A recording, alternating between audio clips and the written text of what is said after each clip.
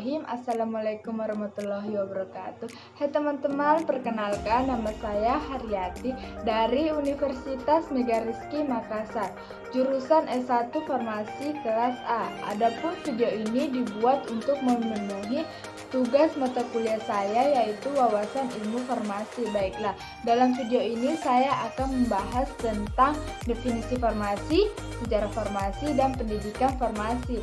Yang pertama, kita masuk ke definisi farmasi. Farmasi adalah kata yang berasal dari Yunani, yaitu farmason atau pharmakon, yang berarti obat atau racun.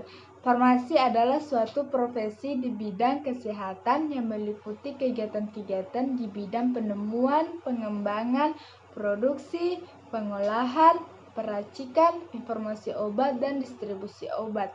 Definisi farmasi sebagai profesi yang menyangkut penyediaan obat dari sumber alam yang disalurkan untuk digunakan pada pengobatan dan pencegahan penyakit. Apa sih arti dari lambang farmasi? Kok ada ularnya? Apa hubungannya dengan farmasi? Seperti yang kita ketahui, ular adalah hewan yang memiliki racun bisa yang dapat mematikan. Namun tahukah kalian, racun tersebut bisa diubah menjadi obat yang bermanfaat untuk menyembuhkan. Farmasi adalah tenaga kesehatan yang berperan dalam hal obat-obatan untuk memiliki fungsi yang sebenarnya menyembuhkan, tetapi obat juga dapat menjadi racun jika disalahgunakan. Inilah persamaan antara racun dan ular dan obat sehingga digunakan gambar ular sebagai lambang farmasi. Ular yang menggambarkan pasien yang bebas memilih untuk mengobati dirinya sendiri atau tidak. Menurut kepercayaan Yunani kuno, ular yang melilit pada mangkuk menggambarkan kebijaksanaan dan kesembuhan. Hal ini dikarenakan ketika orang mati akan berada pada alam baka yang entah baik atau buruk, dan ular dipercaya bisa berkomunikasi dengan orang mati tersebut. Bahkan ular juga dipercaya bisa membawa jiwa orang yang telah meninggal untuk membantu kehidupannya kembali. Yang kedua, sejarah kefarmasian, yaitu ilmu-ilmuwan yang berjasa dan perkembangan farmasi dan kedokteran antara lain, yaitu yang pertama, Hippocrates 460-370 sebelum Masehi. Hippocrates adalah seorang dokter Yunani yang memperkenalkan farmasi dan kedokteran secara ilmiah.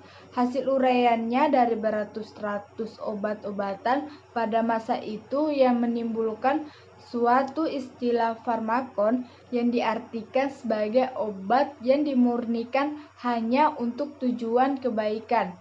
Yang kedua yaitu Dioscorides abad ke-1 setelah Masehi. Dioscorides adalah seorang dokter Yunani yang juga ahli botani. Dia merupakan orang yang pertama kali menggunakan ilmu tumbuhannya sebagai ilmu farmasi terapan.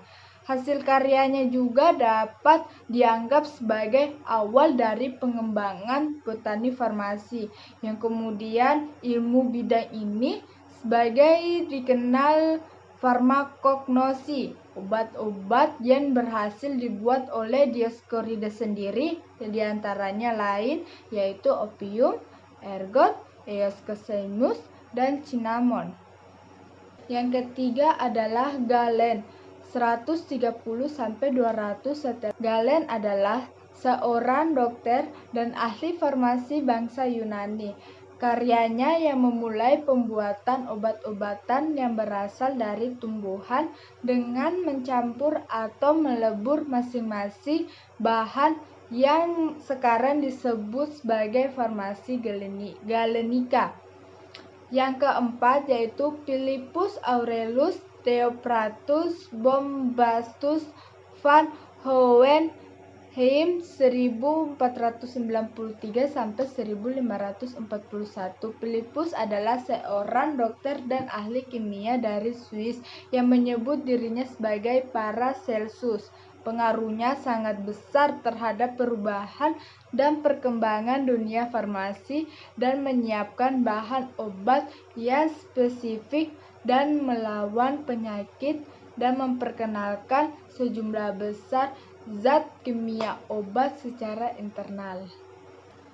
Yang terakhir adalah pendidikan kefarmasian. Yang pertama SMK Farmasi. Jika masuk SMK Farmasi ini ditempuh waktu 3 tahun. Setelah itu kita bisa lanjut ke D3, D4, bahkan bisa lanjut ke S1. Setelah lulus kita akan diberi gelar yaitu AMD Pharm.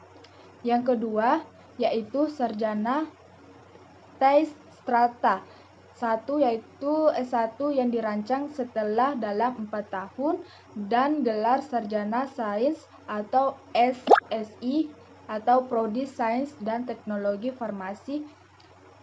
Sarjana Farmasi atau S-Pharm, yaitu Prodi Farmasi, Klinik, dan Komunitas.